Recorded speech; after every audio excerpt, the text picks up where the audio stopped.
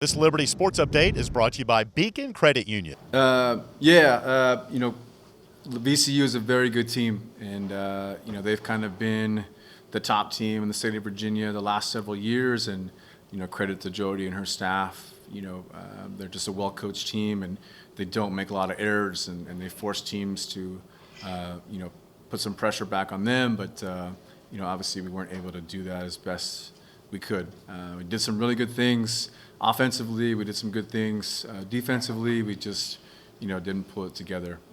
But in terms of, when you look at the whole season, this is still a long way to go. And, sometimes when you lose, you learn. And for us, we're going to definitely learn from this match and get better for sure. But really proud of how our girls, no matter what, they just stood together. And, maybe someone felt like that wasn't their best match, but that's okay. It's a long way to go. So really proud of our fight. And we're just looking forward to getting better in the gym on Sunday.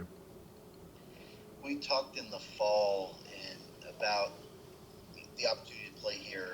It was October that you guys were supposed to open up, and now being pushed back to January. What was the experience like, though, to at least get to play in this new arena and get to experience, some students in here and what it could be like once some of these restrictions are lifted?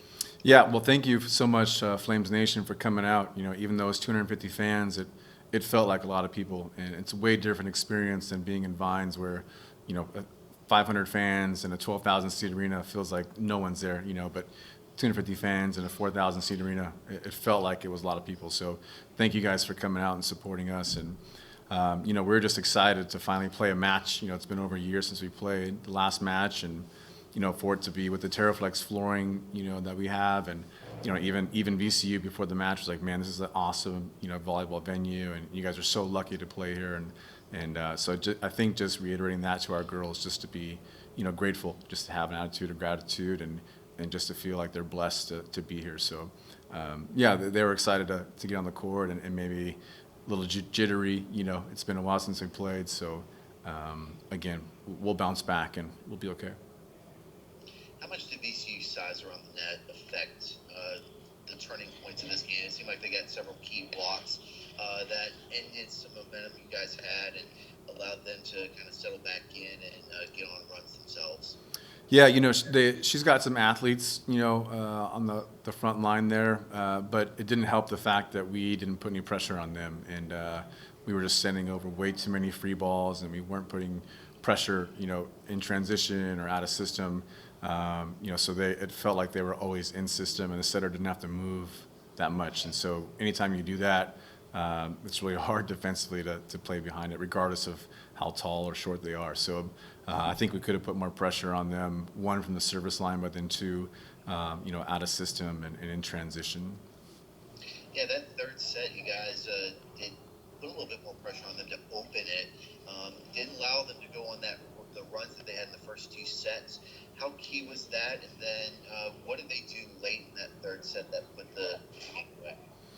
Yeah, they, we started off really strong, and they just responded a lot better than we did. We just gave up way too many runs of three. We talk about no runs of three, and we were giving up way too many runs of three, and so credit to them just responding right away, and nothing really fazed them, and that's key for winning games, and for us, we just didn't respond fast enough after mistakes. So we just let mistakes compound, and we just dug ourselves in way too big of a hole. So credit to them again for just putting the pressure on us. For a team like this that has a mixture of upperclassmen and relative newcomers, for a match like this against a team as good as VCU, how good was this to get their feet wet, get acclimated to the game, acclimate to each other, before you take this week off, play Old Dominion, and then get into conference play? Yeah, I think it was great. Like I said, I think you learn a lot when you lose. For our young girls, I think the sky's the limit, with them, and we have some freshmen and sophomores that can really impact, the rest of the season.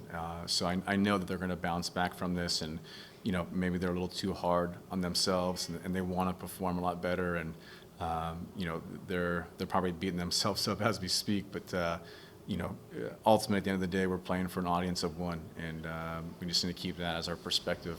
And we're not playing for the worldly standards; we're just playing for Christ. And so as long as we keep that as our joy and as our driving force, everything else will be okay. So I'm excited just again about our team and the young group and even the seniors. Kana, she coming back from an ACL injury. Looking at her numbers, she hit 556. So anytime you can hit over 400 as a middle, that's really good. And so for her to hit 556, that's like all American numbers. So excited about that.